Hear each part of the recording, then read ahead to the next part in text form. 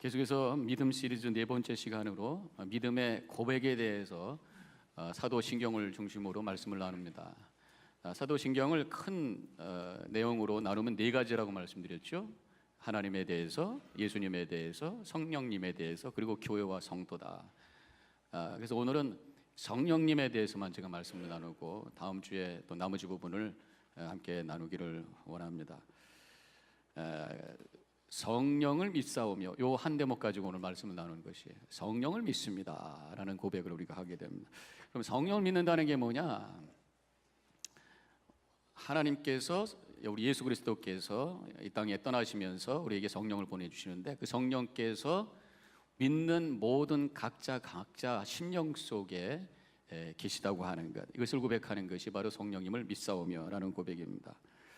사도행전 2장 38절에 내가 세례를 받고 그리고 죄사함을 받은다면 성령을 선물로 주겠다고 약속을 하셨어요. 또 오늘 말씀에서도 16절에 함께 말씀을 읽겠습니다. 시작. 그가 또 다른 보혜사를 너에게 주사 영원토록 너희와 함께 있게 하시리라 말씀하셨고, 또 오늘 16절 끝 17절 끝부분에서 말씀하시기를 그는 너희와 함께 거하시며 또 너희 속에 계시겠습니다. 영원히 계시는데 우리와 함께 계시고 우리 안에, 우리 속에 계신다, 그렇게 말씀을 해 주셨습니다.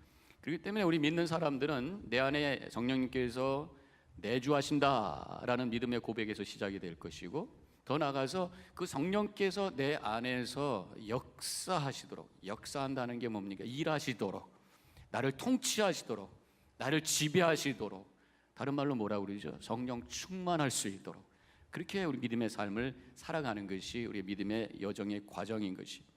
또한 내 안에 성령님이 계시다라고 하는 그 고백은 내가 성령님이 거하시는 그러한 거룩한 장소, 거룩한 성전이라고 하는 믿음의 고백 속에서 사는 것입니다. 그렇게 되면은 우리의 삶이 거룩해지는 거죠. 고린도전서 3장 16절에서 이것도 3장 16절입니다. 요한복음 3장 16절, 고린도전서 3장 16절, 3장 16절에서 너희가 하나님의 성전인 것과 하나님의 성령이 저희 안에 거하시는 것을 알지 못하느냐, 이렇게 반문식으로 했다는 얘기 뭡니까? 당연한데 왜 잘 알지 못하냐? 알고 있지 않느냐? 확실하지 않느냐? 그렇게 말씀하고 있는 거예요. 우리 안에 성령님이 계시기 때문에 이제 우리는 성령님이 거하시는 거룩한 성전이 되어간다라는 그러한 믿음의 고백 속에서 살라는 것입니다. 그렇다면 무엇이 옳으냐 그르냐 판단을 초월해서 내가 성령께서 거하시는 거룩한 그러한 성전의 삶을 산다면 어떻게 살아야 될 거냐라고 하는 것에 대해서는 분명한 대답이 나오는 거죠. 내가 무엇을 생각을 해야 될 것이고, 내가 무엇을 먹어야 될 것이고, 내가 어떻게 행동해야 될 것이냐, 나는 성령이 거하시는 성전인데 어떻게 살아야 될 것이냐, 대답은 확실하게 나오게 되어 있습니다. 율법적으로 이것이 옳다 그르다 그 생각할 필요 없습니다. 나는 성전이다, 성령님이 계시는 거룩한 그러한 존재다라고 하는 믿음의 고백 속에 살기 시작하면 다 문제는 다 해결이 되는 것이. 제가 신학교 다닐 때 젊은 사람들이니까 이 주초 문제 가지고 막 얘기할 때 어떤 학생이 일어나가지고 우리가 성령이 거하시는 거룩한 성전이라면 어떻게 그 성전에다 담배 연기를 갖다 뽑아낼 수가 있겠느냐, 그래서 막 박수를 받았던 그런 적이 있습니다만은, 이러한 믿음의 고백 속에서 우리가 살아나갈 때 우리는 거룩한 삶을 살게 되는 것이에요. 성령께서는 우리의 믿음을 성장시키시고 우리를 거룩하게 하시는데, 구체적으로 어떠한 방법으로 우리를 거룩하게 하시고 우리의 믿음을 성장시키는가, 그거를 가지고 여러분들과 함께 오늘 말씀을 나누기 원합니다. 첫 번째로는 책망하시.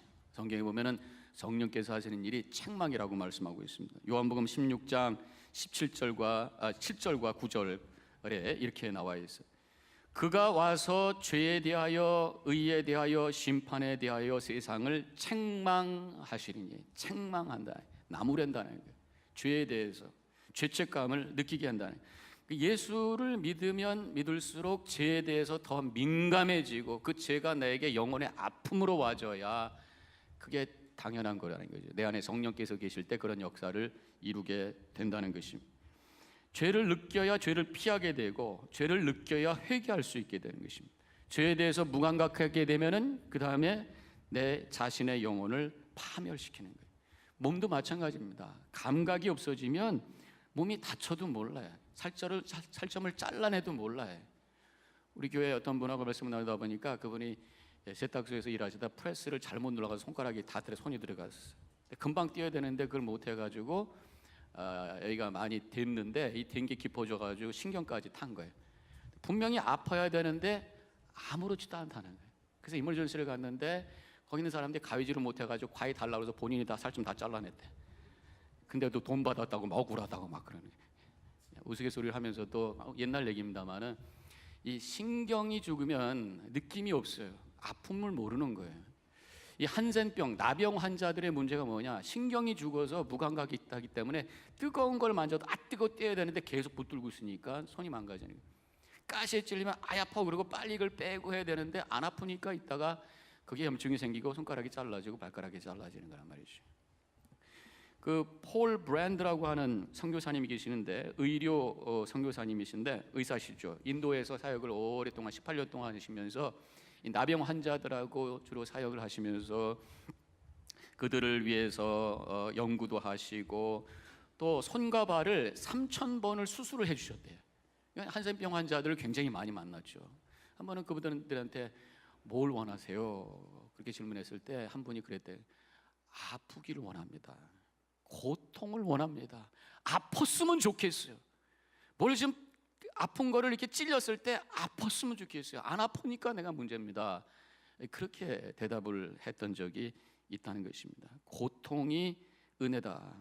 영혼의 고통, 죄에 대해서 감각이 느껴지고 죄가 왔을 때 죄책감이 느껴지고 그래서 주님을 향해 그 영적인 부담을 가지고 기도할 수 있는 거, 이거 복이에요. 인생에서 고통이 왔을 때 그 고통의 문제를 가지고 주님 도와주세요 무릎 꿇고 주님을 향해 은혜를 구하는 것, 그것도 복이라는 것입니다. 고통이 복이라고 하는 것을 말씀하고 있어요. 성령께서 우리 가운데 역사하셔서 성령이 충만해지면 영적인 생명이 들어오기 시작하고 그래서 우리 안에는 영적인 신경이 살아나기 시작하면서 영적인 감각이 생기고 그래서 죄가 들어오면 아프게 되고 눈물로 주님 앞에 회개하게 되고 그래서 변화되는 거룩한 삶을 향해 움직여 나가는 그러한 은혜가 있게 되는 줄로 믿습니다. 어떤 분이 본인이 성령 충만받고 기도를 하는데 어렸을 때의 죄가 생각이 나가지고 그 뭐냐면 어렸을 때 공중전화가 있었는데 공중전화가 가지고 10원짜리 넣고 하려고 그러는데 위잉 소리 나가지고 돈 안 넣고 했던 게 생각이 나. 그 최신부에다가 체크 끊어서 보냈다는 얘기. 또 어떤 분은 기도하는데 성령께서 이렇게 충만하셔가지고 충만한 성령 충만 속에서 기도하게 되는데 어렸을 때 극장에 개구멍으로 들어갔던 게 생각나는 거예요. 그래가지고 돈 안 냈던 거 생각해서 이자 다 계산해가지고 체크 하나 끊어가지고 그 극장에 갔는데 극장이 없어졌대. 그래가지고 선교헌금으로 바쳤다. 어떻게 들어보면 참 소심하다 이런 생각이 들 수도 있어요. 그래요. 성령께서는 나의 죄에 대해서는 소심해. 그러나 다른 사람이 나에게 잘못한 것에 대해서는 대범하게 되는 거예요. 그래서 용서는 쉬워요. 그렇지만 나에게 지어진 죄에 대해서는 하나님 앞에 끝을 붙들고 씨름하면서 회개하는 역사가 일어난 것이 성령께서 책망하는 은혜인 줄로 믿으시길 바랍니다. 성령께서 역사하지 않으면 어떤 증상이 생기냐? 나에 대해서는 관대. 그럴 수도 있지. 다른 사람의 죄에 대해서는 소심해. 그럴 수는 없지. 그러면서 다른 사람 책망하고 다른 사람 비난하고 이건 성령께서 역사하지 않을 때 우리에게 와지는 모습입니다. 성령께서 역사하실 때는 나의 죄에 더 민감하고 나의 죄에 대해서 소심해지고 그러나 사랑에 대해서는 대범해지는 역사가 일어나게 됨을 믿으시기를 바랍니다. 또 성령께서 우리를 거룩하게 하시는 방법이 뭐냐? 진리를 깨닫게 해주시는, 말씀을 깨닫게 해주시는. 오늘 본문의 말씀에 보면은 요한복음 14장 17절에 이는 진리의 영이라. 성령은 진리의 영이다. 하나님의 말씀을 생각하게 한. 26절에 보면 내가 너에게 말한 모든 것을 생각나게 하시리라. 성령께서 역사하시면 말씀이 깨달아지고 말씀을 통해 확신을 갖게 되는. 성령께서 함께 하시면 성령을 읽을 때 거기서 와 하면서 그 와우 모멘트, 정말 하나님의 은혜에 대한 감격의 탄성을 지를 수 있는 그런 일. 때로는 성경을 통해서 성경을 읽을 때에 그 은혜가 너무 감격스러워서 눈물로 주님을 향해 감사합니다 고백할 수 있는 이러한 놀라운 은혜, 이것이 진리의 영 되신 성령께서 역사하실 때 일어나는 일이에요. 우리가 신앙생활하면서 그런 좀 맛 좀 봐야 되지 않아요? 성경을 읽으면서 막 전율이 되고 너무 감동이 돼서 눈물이 나고 어쩔 줄 몰라서 새로운 어떤 삶의 지평이 열린 것 같고 길이 보이는 것 같고 위로가 되고 힘이 생기고 뭐 그러한 은혜의 체험이 좀 있어야 되잖아요. 그런 체험이 없는 이유는 뭘까? 넘버원, 성경을 안 읽으니까. 성경을 생전 안 읽으니까. 또 둘째로는 성경을 읽어도 성령님과 함께 깊게 묵상하지 않으니까, 건성건성 읽으니까 그렇게 그런 일이 일어나지 않는 거예요. 누가 그러더라고요. 80%의 성도님들은 신앙생활 하는데 예배 때 와서 듣는 설교 30분 가지고 신앙생활을 하나요? 물론 안 듣는 것보다 훨씬 낫겠죠. 그러나 30분 동안의 설교 말씀을 듣고 어떻게 우리 신앙생활을 하겠어요? 30분 동안의 설교 말씀은 대개가 보면은 제너럴한 성도들을 향한 메시지지 개인적인 메시지는 아니잖아요. 내가 성경을 깊이 묵상할 때 그 말씀을 붙들고 성령님과 함께 그 말씀을 깊이 읽어 나갈 때에 성령께서 역사하셔서 나를 향한 하나님의 음성으로 듣게 되는 줄로 믿으시기를 주님의 이름으로 간절히 축원합니다. 듣는 것만 가지고는 충분하지 않아요. 직접 읽어야 돼. 깊게 공부해야 돼. 또는 그것을 암송해야 돼. 암기한다는 게 나이가 들어갈수록 굉장히 힘들죠. 그래서 요새 우리 성경 공부하는데 암기한다고 그러면 젊은 분인데도 목사님 그래서 막 힘들어 하더라고요. 근데 암기 자체는 힘들지만 암기해 놓으면은 그것이 우리에게 얼마나 큰 은혜가 되는지 모릅니다. 말씀을 근거로 해서 믿음의 확신을 가지고 기도할 때 말씀을 가지고 기도하고 또 전도할 때 말씀을 가지고 전도하고 이랬을 때 그 말씀을 통해서 성령께서 역사하셔서 놀라운 그런 은혜가 체험될 수가 있는 거잖아요. 몇 개의 구절을 좀 외우셔야죠. 뭐 예를 들어서 요한복음 5장 24절 내 말을 듣고 또 나 보내신 이를 믿는 자는 영생을 얻었고 심판에 이르지 아니하나니 사망에서 생명으로 옮겼느니라. 로마서 10장 10절 마음으로 믿어 의에 이르고 입으로 시인하여 구원에 이르느니라. 뭐 이런 거 정도는 우리가 외워서 그 말씀을 붙들고 구원의 확신을 가지고 그것을 가지고 기도하면서 확신 속에 나갈 때에 성령께서 역사하시는 은혜를 체험하게 되는 줄로 믿습니다. 결국은 묵상이 필요하죠. 묵상이라고 하는 게 뭡니까? 내 삶을 하나님께 펴놓고 성령님과 함께 그 말씀을 깊이 되새기는 것이. 그렇게 되면 내 삶에 필요한 구체적인 하나님의 말씀이 그 성경을 통해서 나에게 들려주는 거예요. 우리에게 주시는 말씀이 아니라 나에게 주시는 하나님의 음성으로 들을 때 거기서 와우 모멘트가 경험이 되고 거기서 깨달음이 있고 삶이 변화되는 역사가 일어나는 거죠. 제가 부목사로 있을 때 한번 말씀을 나눴던 적이 있습니다만은 어떤 모임에 가고 싶지 않았습니다. 인간적으로 보고 싶지 않은 사람이 거기 있었던 것 같아요, 제가. 그런데 말씀을 묵상하는데 마가복음 5장 39절을 묵상하게 됐어요. 그것은 뭐냐면 야이로의 딸이 죽었을 때, 회당장 야이로의 딸이 죽었을 때 사람들이 모여가지고 막 울고 있어요. 그때 예수님께서 나타나셔서 너희가 어찌하여 헌화하며 울고 있느냐? 이 아이는 죽은 것이 아니라 잔다. 그렇게 말씀하셨어요.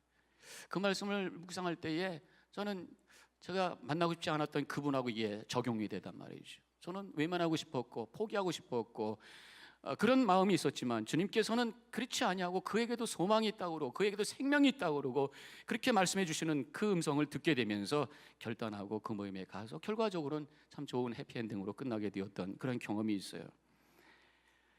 머리로만 성경을 대하면요 질문만 생기고 의심만 만들어지고 재미가 없고 졸려요. 어떤 분이 그러더라고요. 자기는 늘 말씀과 함께한대. 침대 위에다 항상 말씀을 올려놓고 산다는 거예요. 그래서 말씀을 잘 열심히 묵상하는 줄 알았어요. 그게 아니라 잠이 안 오면 보면은 잠이 살아가지고 나타나다니. 수면제 용이 성경이 아닌 거예요. 깊이 성령님과 함께 진리의 영 되신 주님과 함께 말씀 묵상할 때 그 말씀이 깨달아지고 변화되는 놀라운 축복이 임하게 됨을 믿으시기를 주님의 이름으로 간절히 축원합니다. 그렇게 하기 위해서는 성령님과 함께 말씀을 읽어야 돼요. 그래서 말씀 읽기 전에 사실은 깊이 기도해야 되겠고, 제가 이번 주에 한 2번 말씀을 드렸어요. 새생명 훈련반에서도 말씀드렸고 어제 토요일 말씀을 드렸습니다만은 영혼의 호흡을 하잖아요. 영혼의 호흡. 굉장히 좋은 프랙티컬한 방법인 것 같아요. 성령 충만을 위해서 영혼의 호흡을 하잖아요. 성령이라는 그 단어 자체가 숨, 바람이라는 의미가 있습니다. 그래서 하나님께서 우리 인간을 만들어 놓으시고 숨을 후 불어 생명이 되게 하셨고, 예수님께서 부활하셔서 숨을 내쉬면서 성령 받으라고 하셨고, 그렇기 때문에 그 하나님의 숨을 내 숨 속에, 내 영혼 속에 집어넣기 위해서는 내가 영혼에 호흡을 하잖아요. 그래서 숨을 쏙 들이쉬면서 주님의 그 생명과 주님의 그 영이, 성령이 내 안에 임하기를 원합니다 라고 기도하시면서 숨을 들이쉬시고, 숨을 내뱉으면서 내 안에 있는 그러한 악한 것, 죄된 것, 우울한 것, 어두운 것, 슬픈 것 다 사라지게 하옵소서. 그러면서 심호흡을 하면서 영혼의 호흡을 하면서 내 속에 하나님의 영으로 충만했을 때 성경을 읽음, 성령께서 역사하셔서 깨닫게 되고 감격과 감사로 주님의 뜻을 이루는 삶을 살게 되는 줄로 믿으시기를 바랍니다. 성령께서 우리를 성숙하게 하시고 거룩하게 하시는 세 번째 방법은 치유를 통해서 우리를 회복시키심으로 말미암아 그것이 가능한 거예요. 우리의 상한 마음을 치유하시는 분이 바로 성령님이십니다. 그래서 성경에 영어 성경 홀만 크리스천 스탠다드 바이블, 이 성경 버전에 보면은 성령을 우리는 보혜사로 번역된 거, 딴 데서는 헬퍼, 컴포터 이렇게 되어 있는데 여기서는 카운셀러라고 번역이 되어 있어요. 카운셀러, 상담자라는 거예요. 상담자. 카운셀러가 뭡니까? 우리의 감정을 건드리는 거예요. 슬픈 감정 건드리는 거예요. 슬픔을 슬픔으로 표현하고, 분노를 건드려서 분노의 마음을 표현하게 하고, 또 여러 가지 어려운 일을 당했을 때 그것을 고백하게 하고, 그래서 그것이 내 속에서 풀어나와서 끄집어내서 고백함으로 말미암아 내 속을 회복시키게 하는 것이 바로 카운셀링, 성령께서 그런 일을 하신다는 것입니다. 그래서 성령께서는 우리가 성령님과 함께 기도하려고 할 때에 내 속에서 탄식하면서 내 안에 있는 아픔을 만져주시면서 기도하게 하시는, 로마서 8장 26절에 이런 말씀이 나옵니다. 이와 같이 성령도 우리의 연약함을 도우시나니 우리가 마땅히 빌 바를 알지 못하나 오직 성령이 말할 수 없는 탄식으로 우리를 위해서 친히 간구하시느니라. 우리가 어려움 가운데 있을 때 내 안에 계신 성령께서 우리를 위해서 탄식하며 하나님께 기도할 때, 그 성령님과 함께 내가 가까이 가서 성령님과 함께 기도할 때 나도 탄식하며 눈물로 기도하며 하나님께 주시는 치료와 회복의 역사를 체험하게 되는 줄로 믿으시기를 바랍니다. 옛날 우리 교회 생각하면 참 많이들 울었던 것 같아요.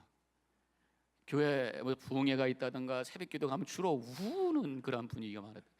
가만히 생각해 보니까 우리들의 그 어머니들은 참 힘드셨어요.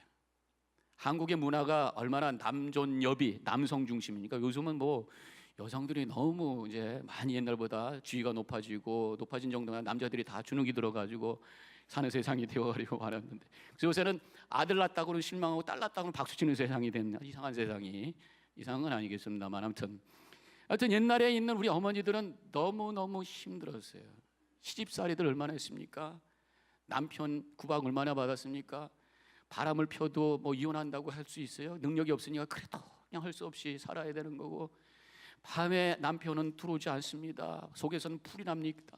그러니까 어떻게 해요? 보따리 싸갖고 교회 오는 거지 뭐.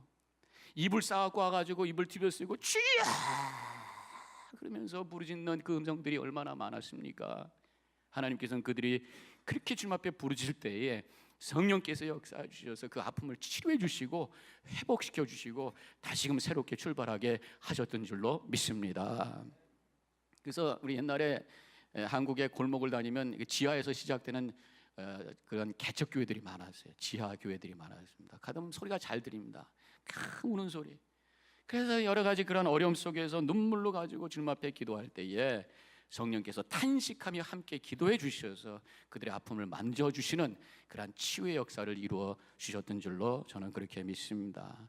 여러분들 힘들고 어려우시면 이불 싸들고 교회에 오시죠. 제가 문 열어드릴 테니까요. 오셔서 주님을 향해 외칠 때, 그래서 이 치료받는 기도는 묵상 기도가 아니더라고요. 함께 모여서 주야 하는 통성 기도를 통해서 성령께서 역사해 주시고 우리의 마음을 만져주시고, 그래서 눈물로 기도하게 하시고 아픔을 고백하게 하시며 하나님께서 성령을 통해서 치료해 주시는 줄로 믿으시기를 바랍니다. 그래서 우리 기도는 심령으로 드리는 기도, 성령님의 탄식의 기도에 동참하는 기도, 그때 치유의 역사가 일어나는 것이. 마지막으로 성령께서 하시는 일은 바로 체험을 통해서 우리의 믿음을 세워주시고 우리를 거룩하게, 체험을 통해 성령님은 우리를 체험케 하시니, 성령님은 우리의 믿음을 개인적인 믿음으로 만들어 주시는 거예요. 왜? 개인 속에 계시기 때문에.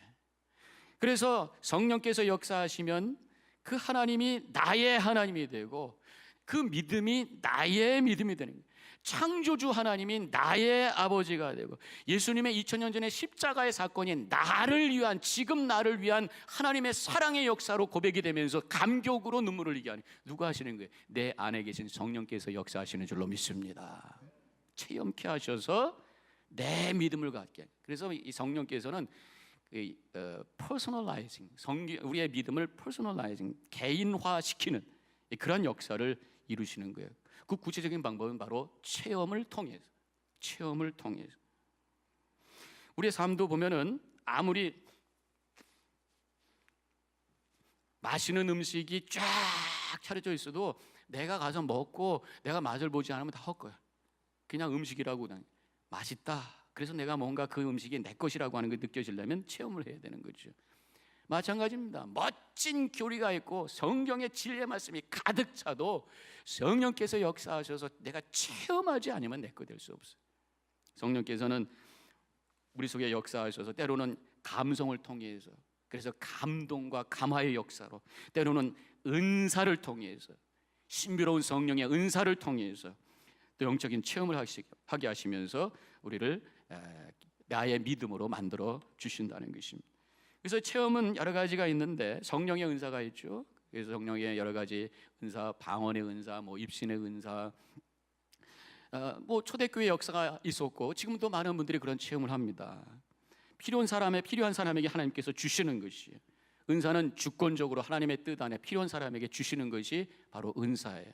그런데 이것이 신비주의가 되면은 은사 없는 사람은 마치 믿음이 없는 사람 같고, 또 은사를 체험하기 위해서 인위적인 방법으로 막 어떤 분이 할렐루야를 100번 해야 된다고 해서 할렐루야 하다가 입이 그냥 쥐가 나가지고 이상한 소리 나는 그런 거는 아니죠. 성령께서 주시는 거고 하나님이 주시는 건데, 이런 것들이라든가, 아니면 신비 체험이 끊임없이 자꾸만 갈구하면서 거기에 머물러 있다 보니까 이런 분들이 주로 이단에 빠져서 이상한 신앙생활 할 때가 있는 것을 보게 됩니다.